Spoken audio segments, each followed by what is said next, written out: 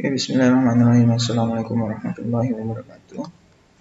Terakhir minggu kemarin kita sudah belajar tentang bagaimana proses pembentukan sebuah ruang itu. Jadi dari cara kita mendefinisikan ruang itu kemarin kita sudah belajar dari beberapa model. Jadi ada yang menggunakan elemen horizontal, ada yang menggunakan elemen vertikal, bahkan mungkin bisa dengan menggunakan kombinasi dari keduanya. Nah, setelah kita tahu bagaimana mendefinisikan sebuah ruang, maka selanjutnya tentunya yang harus kita lakukan adalah bagaimana dalam proses perancangan itu kita bisa mengorganisasikan ruang, karena ini salah satu hal yang paling mendasar juga yang harus diketahui oleh seorang arsitek. Nah, apa organisasi ruang itu sendiri? Apa sih organisasi ruang itu? Kita mengenal istilah organisasi itu sebenarnya sudah sering kita gunakan, tapi untuk ruang, kita mengorganisasikan ruang itu seperti apa? Apakah sama seperti penggunaan organisasi yang ada di luar arsitektur?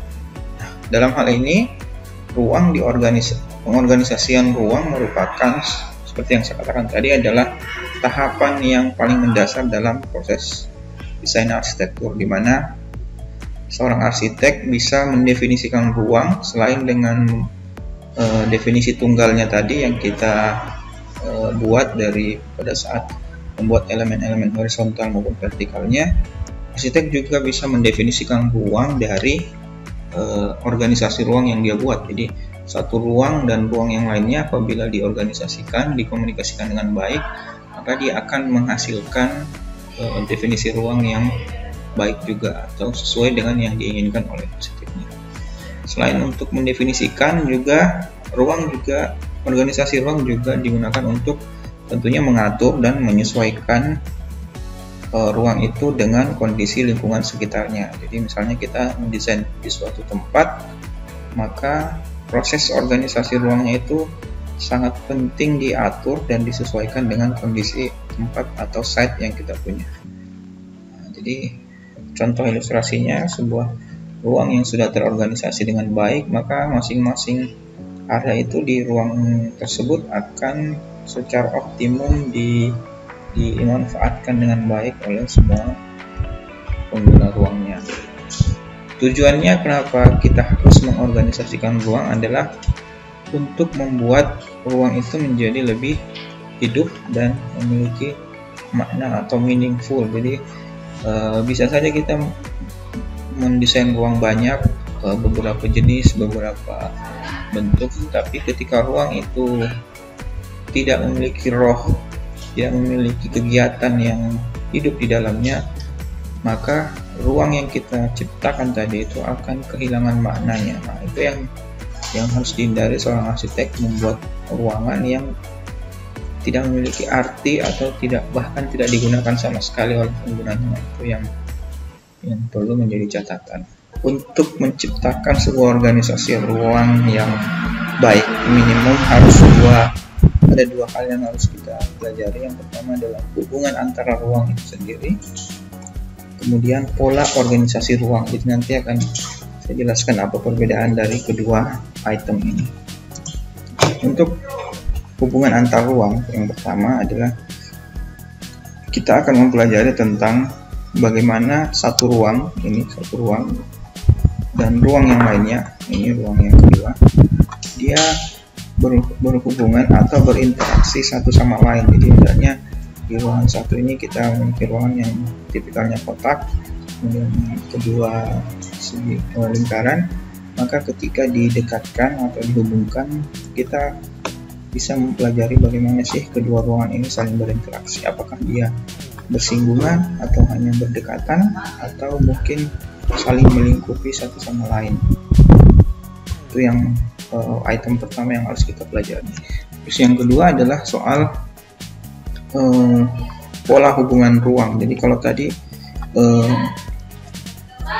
hubungan antar ruang kita hanya bicara soal ruang 1 dan ruang 2 bagaimana berhubungan. Nah, ketika masuk dalam tahapan pola hubungan ruang, maka yang dibahas adalah hubungan antara lebih dari dua ruang atau hubungan antara beberapa ruang dalam satu pola. Jadi kalau dari sini saya contohkan ada 4 ruang yang masing-masing punya tipikal yang berbeda. Kemudian dari keempat ruang ini nanti akan dibuatkan pola hubungannya masing-masing dalam satu keutuhan pola yang nanti kita akan pelajari model-model polanya seperti apa. Apakah dia terpusat, linear, atau grid, nanti akan saya jelaskan susah. Nah, kita masuk dulu di poin pertama tadi tentang hubungan antar ruang. Jadi dalam kegiatan menstudi soal hubungan antar ruang ini,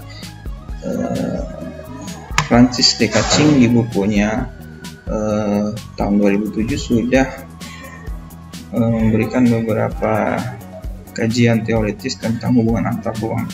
Dia mengklasifikasikan hubungan antar ruang itu ada 5 mode. Yang pertama adalah space within space, jadi hubungan antara satu ruang yang melingkupi ruang yang lainnya. Jadi ada satu ruang yang di dalamnya terdapat ruang yang lainnya. Bahasa Indonesianya ruang di dalam ruang. Kemudian yang kedua adalah hubungan interlocking space atau ruang yang saling mengunci atau saling bersinggungan. Ini contohnya skemanya. Kemudian ada adjacent space atau ruang yang saling bersisian atau saling bersinggungan di sisi-sisi tertentu. Contohnya di gambar ini ada sisi tertentu yang melekat di masing-masing ruang. Kemudian yang terakhir adalah ruang yang dihubungkan oleh ruang umum atau ruang antara meskipun jaraknya berjauhan. Jadi ini ada 2 ruang. Di antara ruang ini kemudian ditempatkan sebuah ruang lagi yang menjadi ruang antara atau ruang penghubung. Nah, ketiga mode inilah nanti yang akan banyak digunakan arsitek untuk mendefinisikan hubungan ruangnya.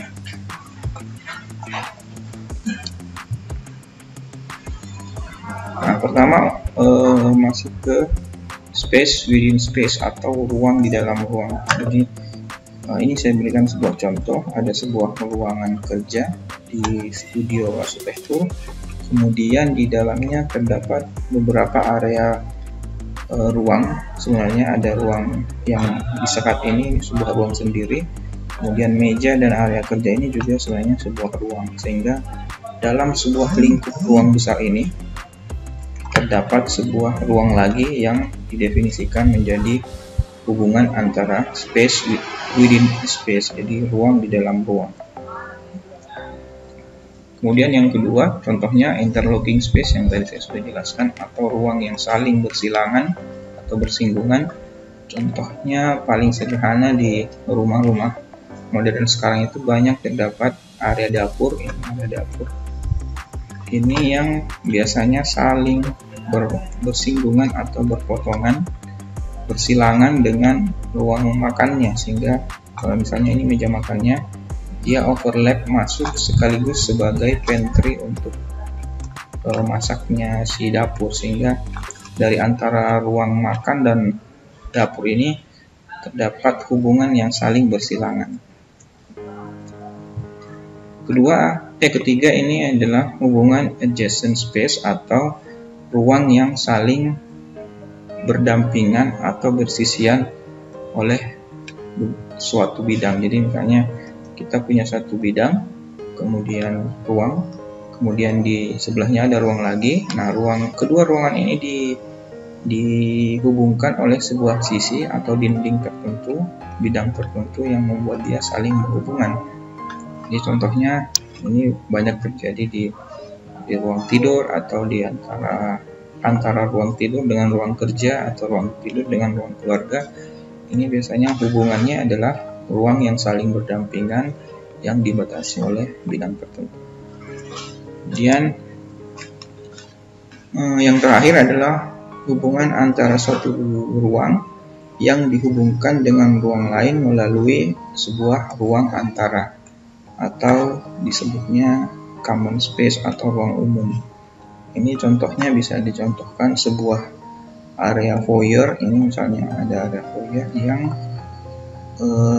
bisa menghubungkan antara ruang tengah atau ruang di dalam rumah dengan ruang di sisi yang satunya, sehingga ruang ini menjadi ruang antara yang nantinya menghubungkan antara ruang dalam dan ruang luarnya si rumah. Ya, itu tadi 4 mode hubungan antar ruang. Mungkin ada pertanyaan dari kalian, silahkan bertanya. Saya tunggu di kolom komennya atau bisa bertanya di grup.